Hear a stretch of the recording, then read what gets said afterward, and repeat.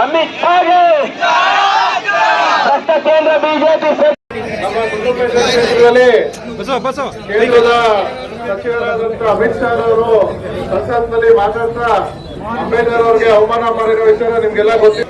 ಇವತ್ತು ಅವರ ಹೇಳಿಕೆಯನ್ನ ಖಂಡಿಸಿ ನಮ್ಮ ಗುಂಡ್ಲುಪೇಟೆ ಕಾಂಗ್ರೆಸ್ ಮತ್ತು ಬೇಗೂರು ಕಾಂಗ್ರೆಸ್ ಬ್ಲಾಕ್ ಕಾಂಗ್ರೆಸ್ ಎರಡು ಬ್ಲಾಕ್ ಕಾಂಗ್ರೆಸ್ ವತಿಯಿಂದ ಈ ಒಂದು ಬೃಹತ್ ಪ್ರತಿಭಟನೆಯನ್ನು ಹಮ್ಮಿಕೊಂಡಿದ್ದು ಶಾ ಅವರು ಹೇಳಿಕೆಯನ್ನ ನಾವು ಎಲ್ಲರೂ ಒಕ್ಕಲರಿಂದ ಖಂಡಿಸಿದ್ದೀವಿ. ಈಗಾಗಲೇ ನೀವೆಲ್ಲ ನೋಡಿದ್ದೀರಿ, ನಮ್ಮ ರಾಜ್ಯದಲ್ಲಿ ಕಾಂಗ್ರೆಸ್ ಪಕ್ಷನೂ ಕೂಡ ಅವರ ಹೇಳಿಕೆಯನ್ನ ಖಂಡಿಸಿದೆ. ಜೊತೆಗೆ ಇವತ್ತು ಅವರು ಅಂಬೇಡ್ಕರ್ ಅವರ ಕೊಡುಗೆ ಅಪಾರ.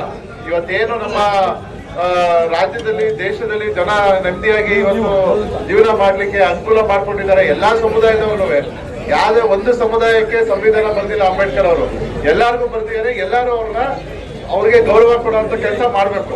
ಅಂಥದ್ರಲ್ಲಿ ಇವತ್ತು ಒಬ್ರು ಕೇಂದ್ರ ಮಂತ್ರಿ ಅಧಿಕಾರದ ದರ್ಪದಲ್ಲಿ ನಾನು ಅಂಬೇಡ್ಕರ್ ಅವ್ರನ್ನ ದಿನ ಜ್ಞಾಪಿಸ್ಕೊಳ್ಳುವಂಥದ್ದು ಏನಿದೆ ಅಂತ ಹೇಳಿರೋದು ನಿಜವಾಗ್ಲೂ ಖಂಡನೀಯ. ಯಾಕಂದ್ರೆ ಇವತ್ತು ನಮ್ಮ ಇಡೀ ದೇಶದಲ್ಲಿ ಯಾರಿಗೆ ಆದ ಎಲ್ಲ ಇಡೀ ನಮ್ಮ ಪ್ರಪಂಚದ ಜನ ಬೇರೆ ಬೇರೆ ದೇಶದವರು ನಮ್ಮ ದೇಶದ ಕಾನೂನ ಒಪ್ಕೋಬೇಕಾದ್ರೆ ಅದಕ್ಕೆ ಮೂಲ ಅಂಬೇಡ್ಕರ್ ಅವರು ರಚನೆ ಮಾಡಿರುವಂತ ಸಂವಿಧಾನದಿಂದಾನೆ. ಹಾಗಾಗಿ ಇವತ್ತು ಅವರ ಒಂದು ಹೇಳಿಕೆಯನ್ನ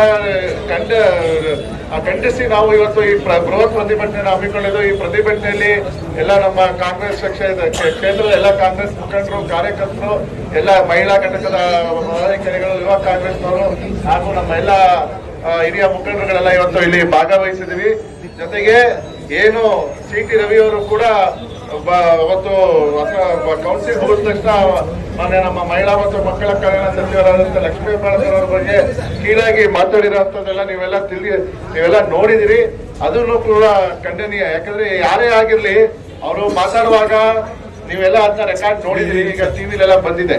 ಅವ್ರು ಯಾವಾಗ ಒಬ್ರು ಅವ್ರನ್ನ ಡ್ರಗ್ ಅಡಿಕ್ಟ್ ಅಂದ್ರು, ಇವರು ಲಕ್ಷ್ಮೀ ಹೆಬ್ಬಾಳ್ಕರ್ ಅವರು ನೀವು ಕೊಲೆ ಮಾಡಿಸಿರ ಅಂತ ಹೇಳ್ಬೋದ ನಾವು ಅಂತ ಹೇಳಿದಕ್ಕೆ ಇವರು ಸಡನ್ ಆಗಿ ಅದೊಂದು ಭಾರಿ ಅಶ್ಲೀಲವಾದ ಪದನ ಬಳಸಿರೋದು ನಿಜವಾಗ್ಲೂ ನಮ್ಮ ಕರ್ನಾಟಕದ ಸಂಸ್ಕೃತಿಗೆ ಅವಮಾನ. ದೇಶದ ಒಂದ್ ಕಡೆ ಕರ್ನಾಟಕಕ್ಕೆ ಒಂದು ಅವಮಾನ. ಯಾಕಂದ್ರೆ 3 ಬಾರಿ 4 ಬಾರಿ ಶಾಸಕರಾಗಿ ರಾಷ್ಟ್ರದ ಪ್ರಧಾನ ಕಾರ್ಯದರ್ಶಿಗಳಾಗಿ ಪಕ್ಷಕ್ಕೆ ಬಿಜೆಪಿಗೆ ಅವ್ರ ಬಾಯಲ್ಲಿ ಇಂಥ ಮಾತು ಒಬ್ಬ ಮಹಿಳೆ ಬಗ್ಗೆ ಬಂದಿದೆ ಅಂದ್ರೆ ಅದು ನಿಜವಾಗ್ಲೂ ಖಂಡನೀಯ.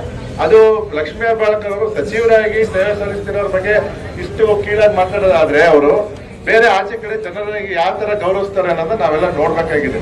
ಹಂಗಾಗಿ ಇವತ್ತು ಆ ಒಂದು ಅದನ್ನು ಖಂಡಿಸಿ, ಜೊತೆಗೆ ಅಂಬೇಡ್ಕರ್ ಅವರು ನಮ್ಮ ದೇಶದ ಪ್ರಜಾತಂತ್ರ ನಾಯಕರಾಗಿದ್ರು, ಅವ್ರ ಬಗ್ಗೆ ಈ ತರ ಎಲ್ಲ ಹೇಳಿಕೆಗಳನ್ನ ಕೊಡ್ತಿರೋದನ್ನ ನಾವು ಖಂಡಿಸಿ ಇದರ ಪ್ರಯುಕ್ತ ನಾವು ಇವತ್ತು ಹಮ್ಮಿಕೊಂಡಿದ್ದಂತ ಒಂದು ಪ್ರತಿಭಟನೆ ನೀವೆಲ್ಲ ಹೆಚ್ಚಿನ ಸಂಖ್ಯೆಯಲ್ಲಿ ಬಂದು ಪಾಲ್ಗೊಂಡಿದ್ದೀರಿ. ಅದಕ್ಕೆ ನಿಮ್ಮೆಲ್ಲರಿಗೂ ಕೃತಜ್ಞತೆಗಳು ಸಲ್ಲಿಸ್ತಾ ಮುಂದಿನ ದಿನಗಳಲ್ಲಿ ನಮ್ಮ ದೇಶ, ನಮ್ಮ ರಾಜ್ಯದ ರಕ್ಷಣೆಗೆ ನಾವೆಲ್ಲ ಒಗ್ಗಟ್ಟಾಗಿ ಓಡಾಡಬೇಕಾಗಿದೆ. ಇವತ್ತೇನು ನಮ್ಮ ಕರ್ನಾಟಕದಲ್ಲಿ ನಮ್ಮ ಪಕ್ಷದ ಸರ್ಕಾರ ಇಟ್ಕೊಂಡು ಪ್ರೀತಿ ಇಡೀ ರಾಜ್ಯದಲ್ಲಿ ನಮ್ಮ ಪಕ್ಷದ ಪರವಾಗಿರುವಂತ ಅಲೆ ಅದನ್ನ ಸಹಿಸಕ್ಕಾಗದೆ ಅವರು ವಿನಾಕಾರಣ ಟೀಕೆಗಳನ್ನ ಮಾಡ್ತಿದ್ದಾರೆ.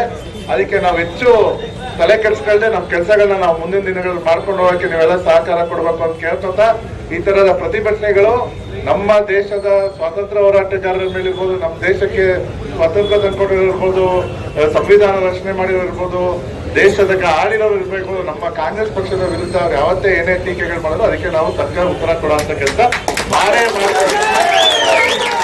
ಎರಡನೇ ಮಾತೇ ಇಲ್ಲ. ನಾವು ಯಾವುದೇ ಕಾರಣಕ್ಕೂ ಕಾಂಪ್ರಮೈಸ್ ಅನ್ನೋ ಪ್ರಶ್ನೆನೇ ಇಲ್ಲ ನಮ್ಮಲ್ಲ. ಇವತ್ತು ಏನು ಗುಂಡ್ಲುಪೇಟೆಯಲ್ಲಿ ಕಳೆದ ಒಂದು ವಾರದಿಂದ ಪ್ರತಿಭಟನೆ ಮಾಡಿರೋದಕ್ಕೆ ನಾನು ಈಗ ಪ್ರೆಸ್ ಮೀಟ್ ಕರೆದಿದ್ದೀನಿ. ಅಲ್ಲಿ ತಕ್ಕ ಉತ್ತರ ಕೊಡ್ತೀನಿ. ದಯವಿಟ್ಟು ಎಲ್ಲ ಪ್ರೆಸ್ ಅವರು ಪಾರ್ಟಿ ಆಫೀಸರ್ ಬರಬೇಕು ಅಂತ ಕೇಳ್ಕೊತಾ